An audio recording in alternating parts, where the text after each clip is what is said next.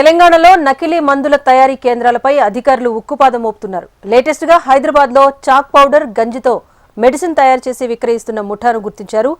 మెగ్ life sciences company పేరుతో మార్కెట్లోకి medicine release చేస్తూ ప్రజల ప్రాణాలతో చెలగాటమాడుతున్నారు కొందరు కేటుగాలు. 33 లక్షల రూపాయల విలువైన మెడిసిన్ ను సీజ్ చేసింది drug control administration. మెగ్ life sciences పేరుతో సరఫరా అవుతున్న మందుల వాడకాన్ని నిలిపివేయాలంటూ కోరింది. ఈ టాబ్లెట్స్ ఆరోగ్యానికి హానికరమంటూ హెచ్చరించింది. రిటైలర్స్ కూడా ఈ మెడిసిన్ ను డిస్ట్రిబ్యూట్ చేయొద్దంటూ ఆదేశాలు జారీ చేసింది. ఇక నకిలీ మందులు తయారు చేస్తున్న ముఠాలపైన కేసులు నమోదు చేసింది డీసీఏ.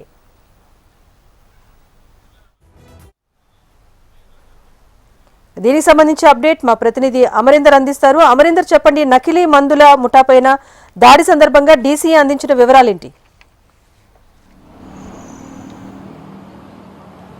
నకిలీ మందుల ముఠాపై ఏదైతే డ్రగ్ కంట్రోల్ అధికారులంతా కూడా ఒకవైపు తనిఖీలు చేస్తూ మరోవైపు వాటన్నిటిని కూడా సీజ్ చేస్తూ నకిలీ మందులు ఎక్కడ కూడా అవుపడకుండా వాటిపై ఉక్కుపాదం మోపుతున్నారు. చాక్ పౌడర్తో పాటు మరోవైపు గంజి రెండు మిక్స్ చేసి కూడా మెగా లైఫ్ సైన్స్ కంపెనీ పేరుతో కొన్ని టాబ్లెట్స్ మార్కెట్లోకి వస్తున్నాయి. ఈ మార్కెట్కి సంబంధించి ఏవేవి విక్రయాలు చేశారు, ఎన్ని మార్కెట్లోకి విక్రయాలు చేశారు, వీటన్నింటిని కూడా గుర్తించి ఏకకాలంలో కూడా సోదాలు నిర్వహించారు. సోదాలు నిర్వహించిన క్రమంలో విస్తుపోయే నిజాలు అయితే బయటకు వస్తున్న నేపథ్యం అయితే ఉంది. అయితే చాక్ పౌడర్తో పాటు గంజికి సంబంధించి రెండింటి మిక్సింగ్తో కూడా ఈ ఏదైతే టాబ్లెట్స్ తయారు చేస్తున్నారు, దాదాపు 33 లక్షల విలువైన ఈ మెటీరియల్ని కూడా పూర్తిస్థాయిలో డ్రగ్ కంట్రోల్ అధికారులు సీజ్ చేశారు. అయితే మెగా లైఫ్ సైన్స్ పేరుతో ఈ ప్రోడక్ట్స్ ఏవైతే వస్తున్నాయో వాటన్నిటిని కూడా ఎవరు వాడవద్దంటూ కూడా వినియోగదారులకు ఇటు డ్రగ్ కంట్రోల్ అధికారులు సూచిస్తున్నారు. అయితే ఇప్పటికే నకిలీ మందుల ముఠాపై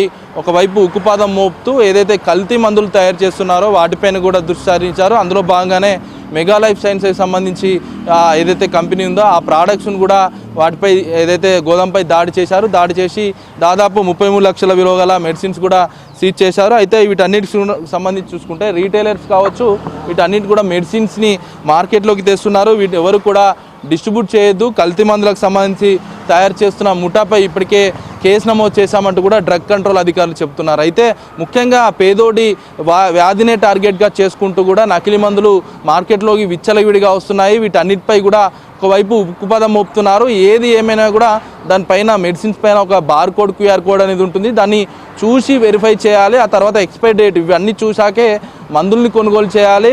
అన్ని క్లారిటీగా ఉంటేనే ఆ మందుల్ని వాడాలంటూ కూడా డ్రగ్ కంట్రోల్ అధికారులు సూచిస్తున్నారు. ఏది ఏమైనా మెగా లైఫ్ సైన్స్కి సంబంధించి దాదాపు 33 లక్షలకు సంబంధించిన మెడిసిన్స్ కూడా సీజ్ చేశారు.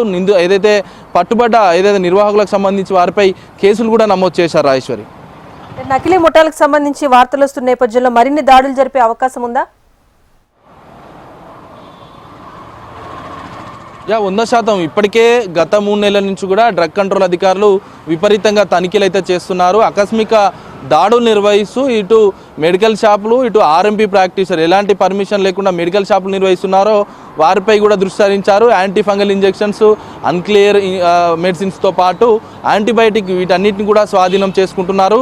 మరోవైపు ఒకవైపు ఏదైతే నకిలీ కల్తీ ముఠాలకు సంబంధించి ఎక్కడెక్కడ మందులు నిర్వహిస్తున్నారు ఏంటి వీటన్నిటిపై కూడా ఒకవైపు దాడులు నిర్వహిస్తున్నారు. వీటన్నిటిపై ఇంకా దాడులు కొనసాగుతాయి. వెంటనే నిర్వాహకులు ఏదైతే తప్పుగా కల్తీగా నిర్వహిస్తున్న వ్యవస్థ ముఠా ఏదైతే ఉందో వాళ్ళందరూ కూడా వెనుకడుగు వేయాలి.